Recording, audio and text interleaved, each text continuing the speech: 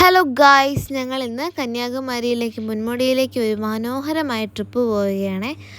ഈ യാത്രയിൽ കണ്ട കാഴ്ചകളും അനുഭവങ്ങളും നിങ്ങളോടൊപ്പം ഷെയർ ചെയ്യാനാണ് ഈ വ്ലോഗ്. അപ്പം നമുക്ക് എന്തായാലും യാത്ര തുടങ്ങാം. രാവിലെ ഏകദേശം 4 മണിയോട് കൂടിയാണ് ഞങ്ങൾ കന്യാകുമാരിയിലെത്തിയത്. പിന്നെ 30 പേരുടെ യാത്ര ആയതുകൊണ്ട് റൂം കിട്ടാൻ കുറച്ച് പാടുപെട്ടു. പല സ്ഥലവും നോക്കിയ ശേഷം അവസാനം ഒരു ഹാള് കിട്ടി.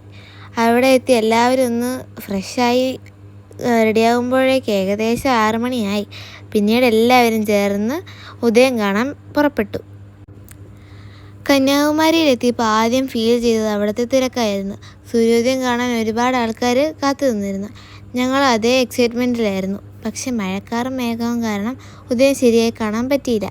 എന്നാൽ ആ കടൽക്കാറ്റും അവിടുത്തെ വൈബും ആൾക്കാരുടെ എക്സൈറ്റ്മെൻറ്റും എല്ലാം ചേർന്ന് ആ മൊമെൻറ്റ് സ്പെഷ്യലായിരുന്നു. വിവേകാനന്ദ പാറ കാണാനായിരുന്നു ഞങ്ങളുടെ അടുത്ത യാത്ര. അവിടെ എത്തി ക്യൂ കണ്ടപ്പോൾ ഞങ്ങൾ ശരിക്കും ഞെട്ടിപ്പോയി. എങ്ങോട്ട് നോക്കിയാലും ആളുകൾ മാത്രം, അത്രയും വലിയ തിരക്ക്.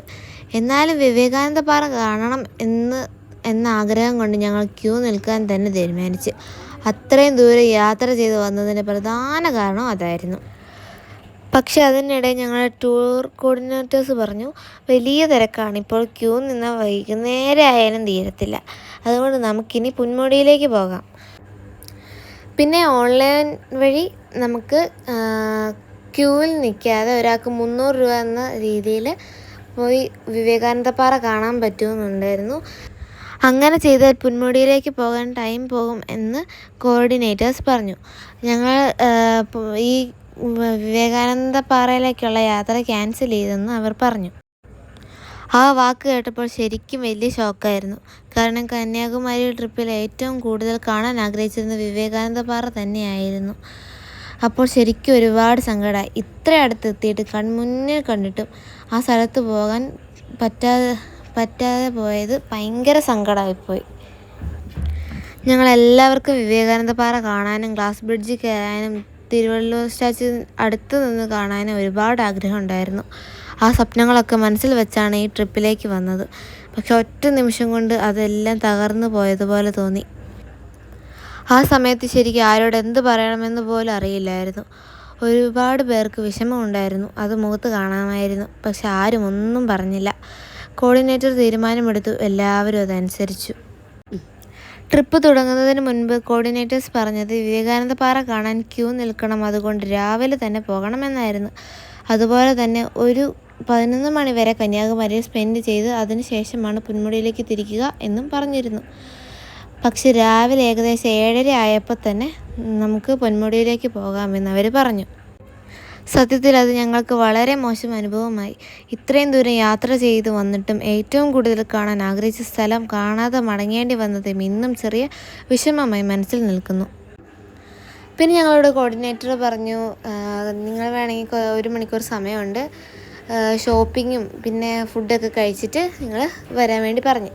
ഞങ്ങൾ അന്നേരം ഒരു കടയിൽ കയറി മസാലദോശയും ഒക്കെ കഴിച്ച് മസാലദോശയും ചായയൊക്കെ കുടിച്ച് അങ്ങനെ ഞങ്ങൾ കുറച്ച് നേരം അവിടുത്തെ തെരുവുകളിലൂടെ നടക്കുമ്പോഴും മനസ്സിൽ ചെറിയ വിഷമം ഉണ്ടായിരുന്നു. എന്തായാലും ഇത്രയും ദൂരം വന്നാലോ തിരമാല എങ്ങനെ കണ്ടിട്ട് പോകുമെന്ന് ഞങ്ങൾ വിചാരിച്ച് കടൽ ഭാഗത്തേക്ക് നടന്നു. പിന്നെ ഗൈസ്, ഇത് ഗാന്ധി മെമ്മോറിയലാണ്. അപ്പോൾ അതൊക്കെ കണ്ട് കുറച്ച് നേരം കഴിഞ്ഞപ്പോൾ അവിടെ ഒരു കുതിരസവാരി ഉണ്ടായിരുന്നു. പിന്നെ ഞങ്ങൾ കുതിരസവാരി ചെയ്യാമെന്നോർത്തു. അങ്കിള് കുതിരയുടെ കൂടെ സവാരി ചെയ്തു. ഞാൻ ചെയ്തില്ല, കാരണം എനിക്ക് പേടിയായിരുന്നു. അതുകൊണ്ട് ഞങ്ങളവിടെ അങ്കിള് സവാരി ചെയ്യുന്നത് കണ്ടുകൊണ്ടിരുന്നു. അവിടെ കുറേ ഫോട്ടോഗ്രാഫേഴ്സ് ഉണ്ടായിരുന്നു. പിന്നെ ഞങ്ങളവിടെ നിന്ന് ഒരു 5-6 ഫോട്ടോയൊക്കെ എടുത്ത് അവിടെ ഇരുന്നു. പിന്നെ ഒരു ഫോട്ടോയ്ക്ക് 100 രൂപ വെച്ചായിരുന്നു.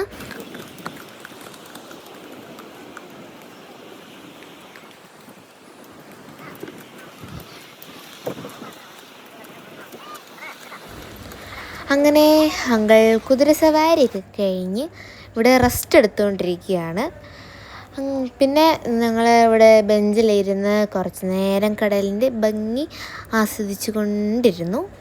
പിന്നെ ഇതിൻ്റെ അറ്റത്ത് ഒരു വ്യൂ പോയിൻ്റ് ഉണ്ട്, കണ്ടോ? ആ വ്യൂ പോയിൻ്റ് ഞങ്ങൾ പോയിരുന്നു, പക്ഷെ ആ വീഡിയോ എടുക്കാൻ വേണ്ടി പറ്റിയില്ല. പിന്നെ കുറച്ച് നേരം കഴിഞ്ഞപ്പോഴത്തേക്കിനും അവർ വിളിച്ചിട്ട് പറഞ്ഞു, വരാൻ പറഞ്ഞു, അവരെല്ലാവരും എത്തിയെന്ന് പറഞ്ഞു.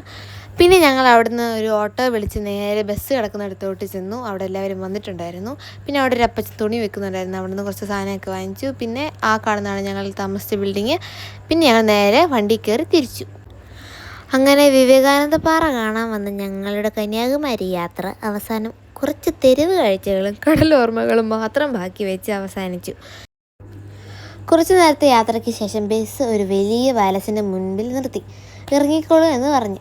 ഞങ്ങളിത് ഏത് സ്ഥലമാണെന്ന് പോലും അറിയാതെ ചുറ്റും നോക്കിയപ്പോൾ അവിടെ മുന്നിൽ കണ്ടത് നോക്കിയപ്പോൾ ഒരു ബോർഡ്. അവിടെ പത്മനാഭപുരം കൊട്ടാരം എഴുതി വെച്ചേക്കുന്നു. എൻ്റെ പൊന്നോ, ആ നിമിഷം ശരിക്കും ഒരുപാട് സന്തോഷമായി. കാരണം ഏറെ നാളായി കാണാൻ ആഗ്രഹിച്ചിരുന്ന സ്ഥലങ്ങളിൽ ഒന്നായിരുന്നു അത്. കന്യാകുമാരിയുടെ നിരാശയ്ക്കിടയിൽ അപ്രതീക്ഷിതമായി കിട്ടിയ ഒരു സന്തോഷം പോലെ തോന്നി ആ സ്ഥലം. അങ്ങനെ ഞങ്ങൾ പത്മനാഭപുരം കൊട്ടാരത്തിൻ്റെ മനോഹരമായ കാഴ്ചകളിലേക്ക് നടന്നു തുടങ്ങി. പത്മനാഭപുരം കൊട്ടാരത്തിനുള്ളിലേക്ക് കയറുന്ന നിമിഷം തന്നെ പറഞ്ഞറിയിക്കാൻ പറ്റാത്തൊരു ഫീലായിരുന്നു. സന്തോഷം കൊണ്ടും അത്ഭുതം കൊണ്ടും കുറച്ചു നേരം ചുറ്റും നോക്കി നിൽക്കുകയായിരുന്നു ഞങ്ങൾ. അവിടെ തിങ്കളാഴ്ച അവധിയാണെന്ന് പറഞ്ഞു. ഞങ്ങൾ പാലസിൻ്റെയും മ്യൂസിയത്തിൻ്റെയും ടിക്കറ്റ് എടുത്തു. കൊട്ടാരത്തിനുള്ളിലേക്ക് ചെരുപ്പിട്ട് കയറാൻ പറ്റില്ലായിരുന്നു. അതിനാൽ എല്ലാവരുടെയും ചെരുപ്പുകൾ ഒരു ചാക്കിൽ അവിടെ വെച്ചു. അങ്ങനെ ടിക്കറ്റ് കാണിച്ച് ഞങ്ങൾ കൊട്ടാരത്തിൽ അകത്തേക്ക് പ്രവേശിച്ചു. ഇതാണ് കൊട്ടാരത്തിൻ്റെ അകംഭാഗം. അപ്പോൾ ഇവിടെ ലൈൻ നിന്നിട്ട് വേണം അകത്തേക്ക് കയറാൻ വേണ്ടിയിട്ട്. അകത്ത് കയറുന്ന നിമിഷം തന്നെ മണിച്ചിത്രത്താഴ് സിനിമ ഓർമ്മ വന്നു. അത്രയും പഴമയും ഭംഗിയും നിറഞ്ഞ ഒരു സ്ഥലം. കൊട്ടാരത്തിൻ്റെ ഓരോ ഭാഗവും കണ്ടു നിൽക്കുമ്പോൾ പഴയ കാലത്തേക്ക് പോയൊരു ഫീലായിരുന്നു. മരത്തിൽ നിർമ്മിച്ച വലിയ ഹാളുകളും കൊത്തുപണികളും ചെയ്ത വാതിലുകളും തണുപ്പ് നിറഞ്ഞ നിലവും എല്ലാം കണ്ടപ്പോൾ അന്നത്തെ കാലത്തിൻ്റെ ഭംഗി മനസ്സിലായി. പിന്നെ ക്യൂ നിന്ന് വേണം നമ്മൾ ഈ കൊട്ടാരത്തിൻ്റെ അകത്തേക്ക് കയറാൻ വേണ്ടിയിട്ട്. പിന്നെ ഇവിടെ ഉള്ളത് മൊത്തം കൽത്തൂണുകളാണ്. പിന്നെ ഇതൊരു രാജാക്കന്മാരുടെ ദിവാങ്കോട്ടാണെന്നാണ് തോന്നുന്നത്. പിന്നെ അത് കഴിഞ്ഞ് ഒരു ഗോവണിയുണ്ട്. അത് തടി കൊണ്ട് ഉണ്ടാക്കിയതാണ്. അത് കയറാനായിട്ട് നല്ല പാടായിരുന്നു. അമ്മച്ചിമാരെയൊക്കെ പിടിച്ച് കയറ്റണം. പിന്നെ മണിച്ചിത്രത്താഴ് സിനിമയിൽ ആ ഗോവണി ഉണ്ട് കേട്ടോ. പിന്നെ ഇവിടെ കുറേ സ്ഥലങ്ങളിൽ വീഡിയോ എടുക്കാൻ പറ്റാതെ ഉണ്ട്. അവിടെ നിന്ന് ഞങ്ങൾ എടുത്തിട്ടില്ല.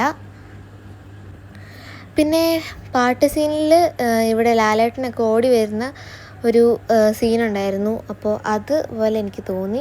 പിന്നെ അത് ശരിക്കും ഒരു ഊട്ടുവരയായിരുന്നു. പിന്നെ അത് കഴിഞ്ഞ് ഞങ്ങൾ അടുത്ത സ്ഥലത്തേക്ക്, അടുത്ത ആ കൊട്ടാരത്തിൻ്റെ തന്നെ അടുത്ത സ്ഥലത്തേക്ക് പോവുകയാണ്. അകത്തേക്ക് കയറുന്ന നിമിഷം മുതൽ തന്നെ മറ്റൊരു കാലഘട്ടത്തിലേക്ക് പോയ പോലെ തോന്നി. എങ്ങോട്ട് നോക്കിയാലും മരത്തിൽ തീർത്ത അതിമനോഹരമായ കൊത്തുപണികൾ, വലിയ തൂണുകളും പഴയ ജനലുകളും രാജകീയ ഭംഗി നിറഞ്ഞ നടപ്പാതകളും ഓരോ ഭാഗവും അത്ര മനോഹരമായി നിർമ്മിച്ചിരിക്കുന്നു. ഇത്ര വർഷം കഴിഞ്ഞിട്ടും ആ കൊട്ടാരം ഇന്നും അതേ ഭംഗിയിൽ നിലനിൽക്കുന്നത് കണ്ടപ്പോൾ ശരിക്കും അത്ഭുതമായി. പഴയ കാലത്ത് ഇത്രയും സൗകര്യങ്ങളും ചിന്തകളും ഉപയോഗിച്ച് ഒരു കൊട്ടാരം നിർമ്മിച്ചതിനെക്കുറിച്ച് ആലോചിച്ചുകൊണ്ടിരിക്കുകയായിരുന്നു ഞാൻ. അകത്ത് കയറുമ്പോൾ തന്നെ നല്ല തണുപ്പ് ഫീൽ ചെയ്യാം. എയർ കണ്ടീഷൻ ഒന്നുമില്ലാത്ത കാലത്ത് പോലും അകത്ത് ഇത്രയും തണുപ്പ് നിലനിർത്താൻ പറ്റിയത് ആ കാലത്തെ നിർമ്മാണ മികവ് കൊണ്ട് ആകും എന്ന് തോന്നി. അവിടുത്തെ ഓരോ മുറിക്കും ഓരോ കഥ പറയാനുള്ളതുപോലെ തോന്നി.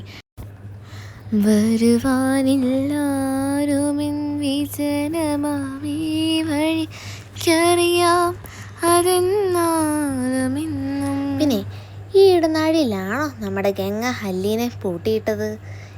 നമ്മുടെ ലാലേട്ടൻ വന്ന് അല്ലീനെ രക്ഷപ്പെടുത്തിയത്? ഈ ഭാഗം ഞാൻ എവിടെയോ മണിച്ചിത്രത്താഴിൽ കണ്ട് ഒരു തോന്നൽ. രാജാക്കന്മാർ താമസിച്ച ഭാഗങ്ങളും യോഗം കൂടിയിരുന്ന ഹാളുകളും രാജകുടുംബം ഉപയോഗിച്ചിരുന്ന വസ്തുക്കളും പഴയ വിളക്കുകളും പാത്രങ്ങളും ആയുധങ്ങളും എല്ലാം ഇന്നും അത്ര മനോഹരമായി ഇവിടെ സൂക്ഷിച്ചിട്ടുണ്ട്. അവിടുത്തെ ജനലുകളോടെ വരുന്ന കാറ്റിനു പോലും ഒരു പ്രത്യേക ഫീലുണ്ടായിരുന്നു. കുറച്ചു നേരം അവിടെ നിന്നാൽ തന്നെ മനസ്സ് ശാന്തമാകുന്നത് പോലെ. കൊട്ടാരത്തിനുള്ളിലെ റൂമുകൾ ഓരോന്നും വ്യത്യസ്തമായിരുന്നു. ചില മുറികൾ വളരെ വലുത്, ചിലത് ചെറിയതും ശാന്തവുമായ ഫീൽ. ഓരോ വാതിലിലും കൈകൊണ്ട് തീർത്ത കൊത്തുപണികൾ. അത് നോക്കിയാൽ തന്നെ മനസ്സിൽ ഒരു റെസ്പെക്റ്റ് വരും. ഇവിടെ ഓരോ വാതിലും കടക്കുമ്പോഴും തോന്നും നമ്മൾ ഒരു പഴയ രാജകീയ കാലത്തേക്ക് കയറുകയാണെന്ന്. രാജാവിൻ്റെ കട്ടിലും കണ്ടു. ആയുർവേദ കൂട്ടുകൾ ചേർത്ത് ഉണ്ടാക്കിയതാണെന്ന് പറഞ്ഞു. ഞാൻ മനസ്സിൽ വിചാരിച്ചത്, നമ്മൾ ഇന്നിപ്പോൾ ബാക്ക് പെയിനിന് ഓയിൽ തേച്ച് കിടക്കുമ്പോൾ രാജാവ് വേറെ ലെവലായിരുന്നല്ലോ. ഇതാണ് അമ്പാരി മുഖപ്പ്. ഇവിടെ നിന്നാണ് രാജാവ് തേരോട്ടം കാണുന്നതും ജനങ്ങൾക്ക് ദർശനം നൽകുന്നതും രാജകീയ ചടങ്ങുകളും ആഘോഷങ്ങളും നിരീക്ഷിക്കുന്നതും. ഈ സ്ഥലം നിങ്ങൾക്ക് ഓർമ്മയുണ്ടോ? അതായത് നമ്മുടെ ലാലേട്ടനോട് സുരേഷ് ഗോപി വന്ന് പറയില്ലേ, ഞാൻ കണ്ടടാ എൻ്റെ ഗംഗയെന്ന്. ആ സ്ഥലമാണ് ഇത്. ഒരു സൈഡിൽ രാജാവിൻ്റെ പാലസ്, മറ്റേ സൈഡിൽ ബൈക്കും ഓട്ടോയും പോകുന്നു. സത്യത്തിൽ ആ കാഴ്ച കണ്ടപ്പോൾ എനിക്ക് തോന്നിയത്, രാജാവ് ജനലിലൂടെ നോക്കിയിരുന്ന സെയിം സ്ഥലത്ത് നിന്നാണ് ഇപ്പോൾ KSRTC പോകുന്നത് എന്നായിരുന്നു. ചരിത്രവും ഇന്നത്തെ കാലവും ഒരേ ഫ്രെയിമിൽ കണ്ട ഫീൽ. ഈ സ്ഥലം നിങ്ങൾക്ക് ഓർമ്മയുണ്ടോ? അതായത് നമ്മുടെ ഗംഗയെ രാമനാഥൻ വന്ന് കൂട്ടിക്കൊണ്ടു പോകുന്ന സ്ഥലം, അതാണിത്. തമിഴകമാകയും ശൃംഗാരറാണി നിൻ പഴമുതൽ കൊഞ്ചലിൽ ചോലയായി. തമിഴകമാകയും ശൃംഗാരറാണി നിൻ പഴമുതൽ കൊഞ്ചലിൽ ചോലയായി. പിന്നെ അവിടെ ഒരു ക്യാൻറ്റീൻ ഉണ്ടായിരുന്നു. അവിടെ ഞങ്ങൾ ഐസ്ക്രീം ജ്യൂസും ഒക്കെ കുടിച്ചിട്ട് അടുത്ത സ്ഥലത്തേക്ക് പോവാണ്. സത്യം പറഞ്ഞാൽ എങ്ങോട്ടാണ് പോകുന്നതെന്ന് ചോദിച്ചാൽ ഞങ്ങൾക്കറിയത്തില്ല. അവിടെ ചെന്ന് അവിടെ എഴുതി വെച്ചിട്ടുണ്ടെങ്കിൽ മാത്രമേ അറിയാൻ പറ്റത്തുള്ളൂ. കാരണം ഭയങ്കര ഒരു ഭംഗിയിലാണ് അവർ ചെയ്ത് വെച്ചിരിക്കുന്നത്. പിന്നെ എനിക്ക് തോന്നുന്നു ഒരു കിച്ചൺ ഏരിയയിലേക്കാണ് പോകുന്നതെന്ന് എനിക്ക് തോന്നുന്നു ഇതൊക്കെ കണ്ടിട്ട്. പിന്നെ ഇതാണ് നമ്മുടെ സ്ത്രീകളുടെ കുളിപ്പുര. കൊട്ടാരത്തിനുള്ളിലെ അടുക്കള ഭാഗവും ഞങ്ങളെ അത്ര തന്നെ അത്ഭുതപ്പെടുത്തി. ഇത്ര വലിയ കൊട്ടാരത്തിൽ എങ്ങനെയായിരിക്കും പാചകം ചെയ്തിരുന്നത് എന്ന് വിചാരിച്ചപ്പോൾ തന്നെ കൗതുകമായി. രാജകുടുംബത്തിനും അവിടുത്തെ ആളുകൾക്കും ഒരുമിച്ച് ഭക്ഷണം തയ്യാറാക്കിയിരുന്ന സ്ഥലമല്ലേ എന്ന് ആലോചിച്ചപ്പോൾ തന്നെ വേറൊരു ഫീലായിരുന്നു. ഇപ്പോൾ കാണുമ്പോൾ സാധാരണ ഒരു കിച്ചൺ പോലെ തോന്നാമെങ്കിലും ആ കാലഘട്ടത്തിൽ അതൊരു രാജകീയ അടുക്കളയായിരുന്നു. അപ്പോൾ നമ്മളിനി പോകുന്നത് അവിടുത്തെ സ്പെഷ്യലായൊരു സ്ഥലത്തേക്കാണ്. ഏതാണെന്നറിയാവോ? ഒരു മുறை വന്ന് പാറായോ വാസലേ നാടി വാരായോ ദർശനം ഇன்று താരായോ തോഹൈ ഏകം തീരായോ. സ്ഥലം മനസ്സിലായി കാണുമല്ലേ? ഇത് നമ്മുടെ നാഗവലി ഡാൻസ് കളിച്ച അതേ സ്ഥലം. പിന്നീട് ഞങ്ങൾ മ്യൂസിയത്തിലേക്കും കയറി. പിന്നെ അവിടെ വീഡിയോ എടുക്കാൻ പറ്റാത്തതിനാൽ ക്യാമറ സൈഡാക്കി വെച്ച് കാഴ്ചകൾ ആസ്വദിച്ചു. പഴയകാല ഓർമ്മകൾ സൂക്ഷിച്ചു വെച്ച പോലെ തോന്നി ആ സ്ഥലം. അവിടുത്തെ ഓരോ സാധനങ്ങളും കണ്ടു നിൽക്കുമ്പോൾ ചരിത്രത്തിനുള്ളിൽ നടക്കുന്നത് പോലൊരു ഫീലായിരുന്നു.